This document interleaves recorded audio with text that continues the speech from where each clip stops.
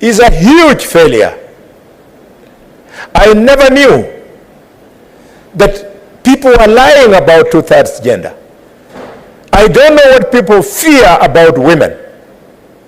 Madam Speaker, the cost of running the office of the leader of the opposition, the cost of running the entire retinue around the office of the Prime Minister is far more than the cost of fixing the two-thirds gender rule in this House, where we need only 2 women more, and in the National Assembly. It was deceit that we have not fixed the problem of two-thirds gender. The fact that it was downgraded to be taken to a task was a confirmation that nobody wanted it. Outside this negotiated process, which is political, you can never fix the two-thirds gender rule. It's a shame, and I want to urge ourselves to reflect. I have heard you, Chair, when you're contributing, Speaker, when you're contributing, you said they be given 1 week. They don't need a week. We just give them 1 hour to go and pray. After praying, they fix an addendum that the two-thirds gender rule has been agreed upon. End of story. If you don't like two-thirds gender rule, why are you using the current constitution, which provides for the same? This is my problem, and we will move our country, whether some people like it or not. I remember when I was a little boy at the University of Nairobi, we used to go to the Great Court, and we would stand on a table, and we would talk to nobody, talking just to the air, that we would change this country and bring in multi-party democracy. We did. I therefore want to speak here and say, whether some people in this country like it or not, two-thirds gender rule, one day will be effected in this country. It's a shame that we wasted hundreds of millions on a report that is disappointing. Thank you, Madam Speaker. Senator Have I offended Ogenda.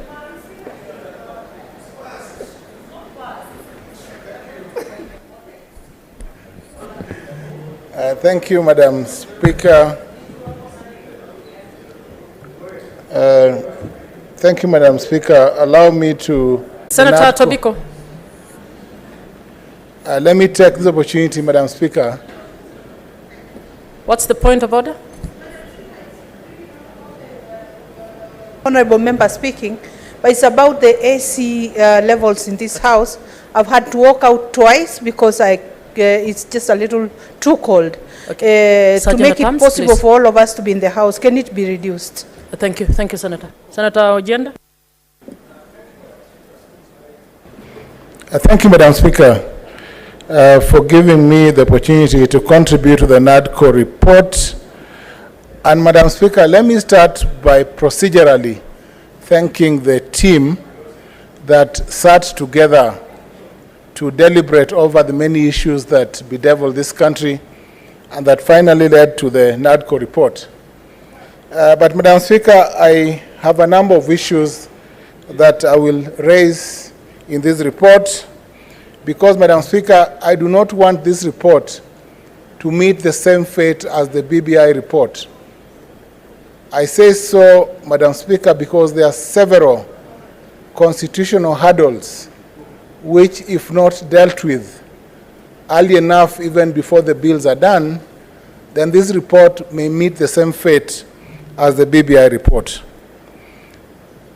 Madam Speaker, the question of the cost of living that was at the core of this report was not agreed upon. And I think it is of note that when there were the several demonstrations organized countrywide by one faction of the opposition then, the main clamor then was for the reduction of the cost of living, and that is therefore one sticky issue. But let me also say this, Madam Speaker, that the cost of living, I believe, is work in progress. And I'm sure both sides of government, the opposition and government, will work towards